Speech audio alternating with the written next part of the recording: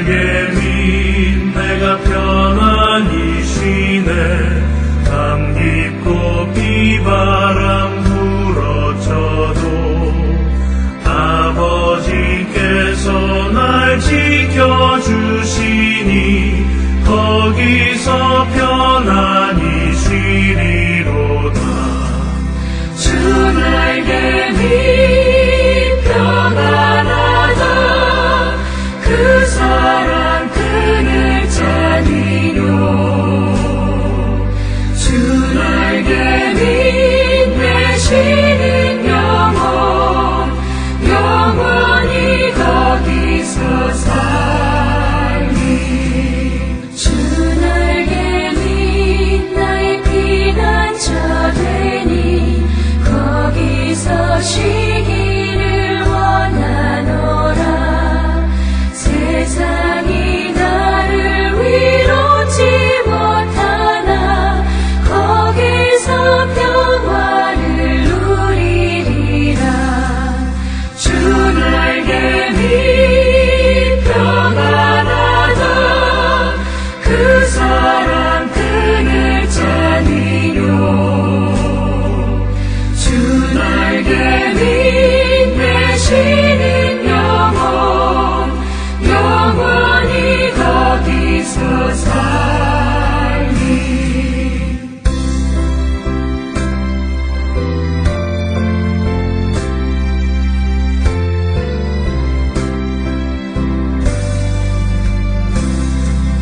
주 날개 밑 참는 기쁨이 있네. 고달픈 세상 길 가는 동안 나 거기 숨어 돌보심을 받고 영원한 안식을 얻으리라. 주 날개 밑 평안하다. 그 사랑 그늘 자니요. 주 날개 밑 내쉬는 영원히 거기서 살리.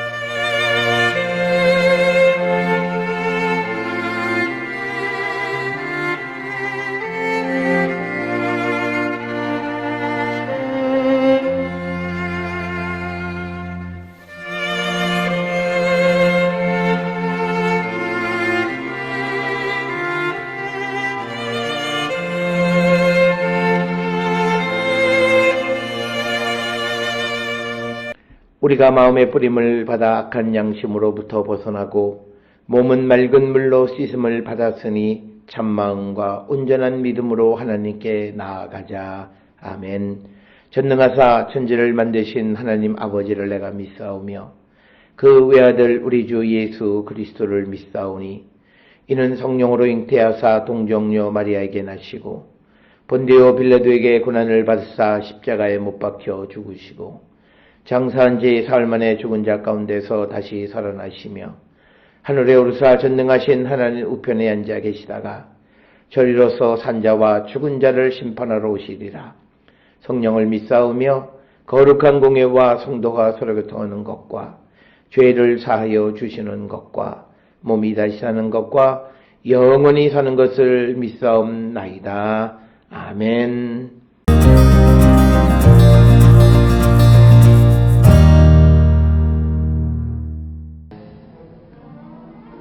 너 인자야, 너는 날카로운 칼을 가져다가 삭도로 삼아 내 머리털과 수염을 깎아서 저울로 달아 나누어두라. 그 성읍을 에워싸는 날이 차거든 너는 터럭 3분의 1은 성읍 안에서 불사르고 3분의 1은 성읍 사방에서 칼로 치고 또 3분의 1은 바람에 흩으라. 내가 그 뒤를 따라 칼을 빼리라. 너는 터럭 중에서 조금을 내 옷자락에 싸고 또 그 가운데에서 얼마를 불에 던져 사르라. 그 속에서 불이 이스라엘 온 족속에게로 나오리라.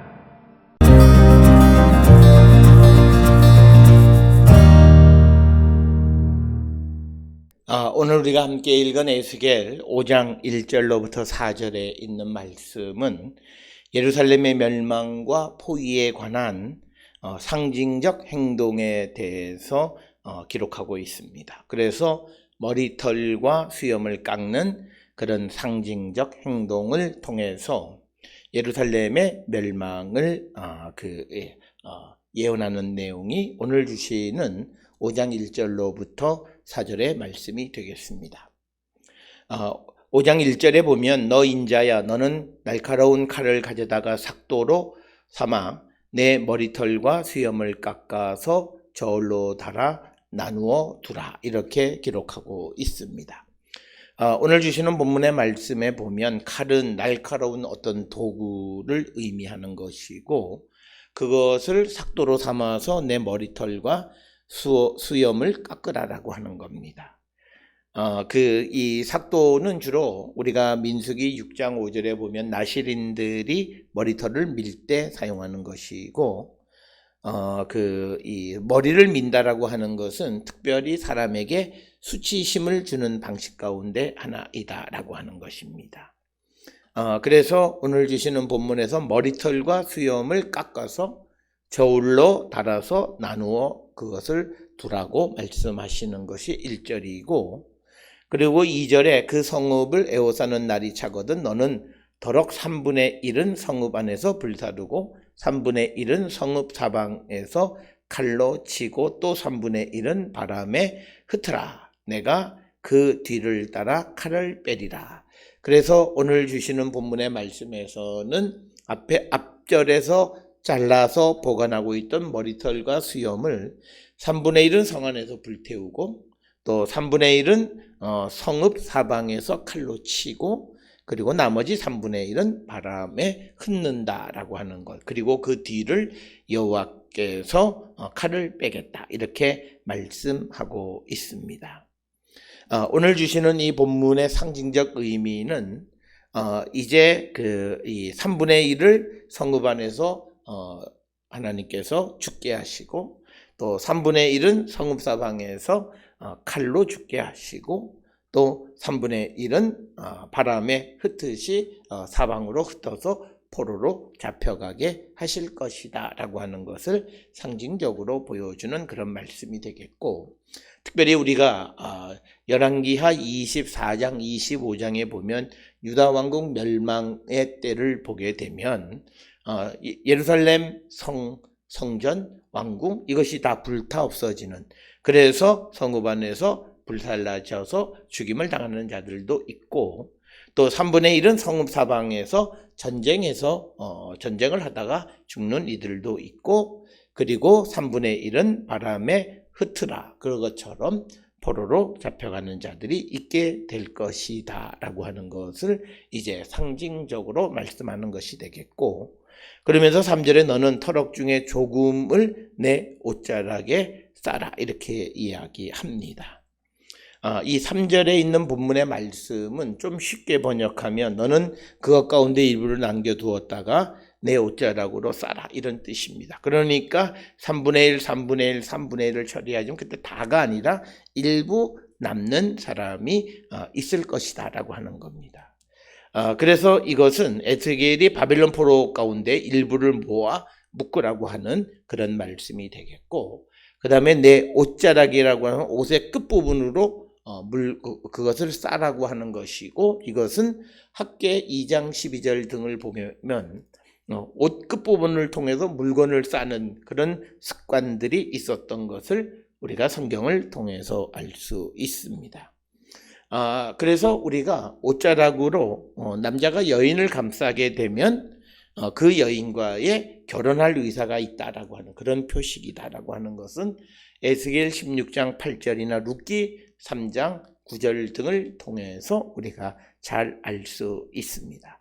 그래서 오늘 주시는 본문의 말씀 중에서 조금은 일부는 남겨두었다가 너의 옷자락으로 그것을 싸라고 하는 그런 명령이 되겠고, 4절에 또 그 가운데 얼마를 불에 던져 사르라.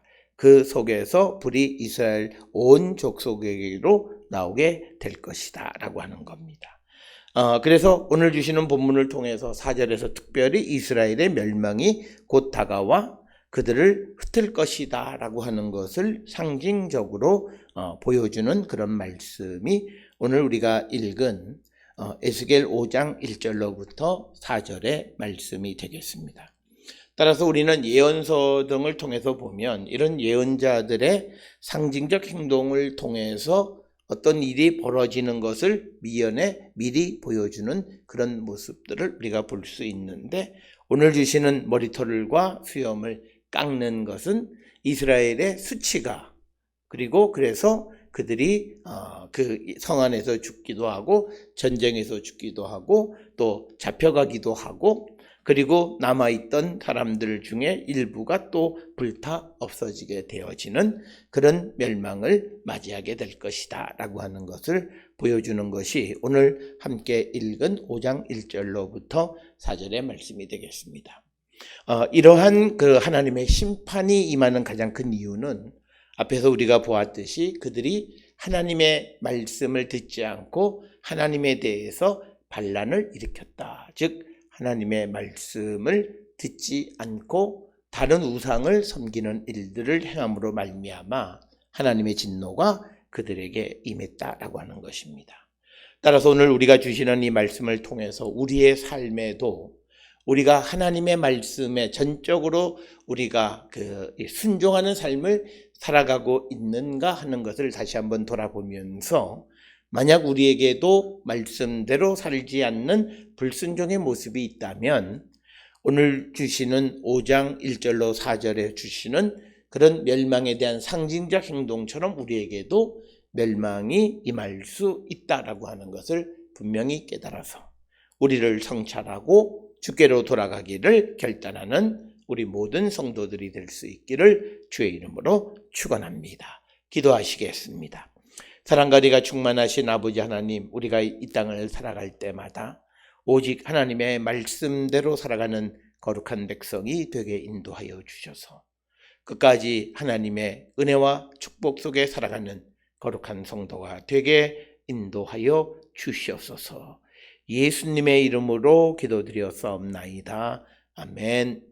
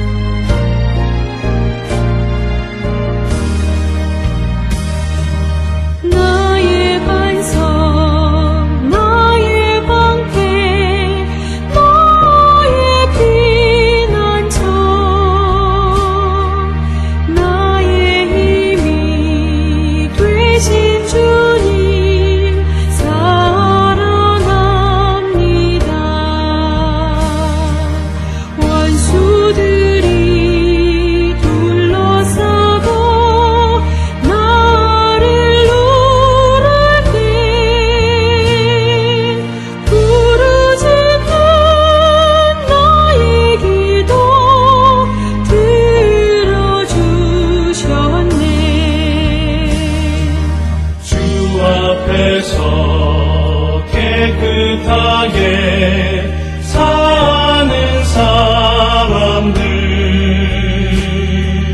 원수들이 미워하나 두려움 없어라. 주께서는 교만한 자 물리치시고 겸손한 자 높이시며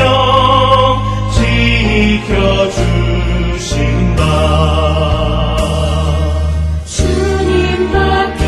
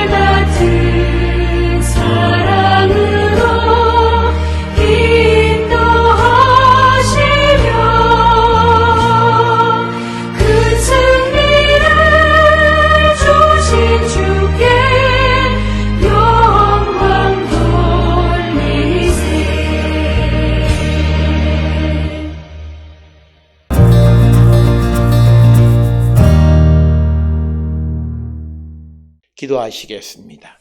이제는 우리 주 예수 그리스도의 은혜와 하나님 아버지의 무한하신 사랑과 성령의 위로 역사 교통하심이 하나님의 말씀에 순종함으로 하나님 주시는 영원한 축복 속에 살아가는 자 되기를 결단하며 세상을 향해 나가는 우리 모든 성도들 머리 위에 지금으로부터 영원토록 함께 할지어다.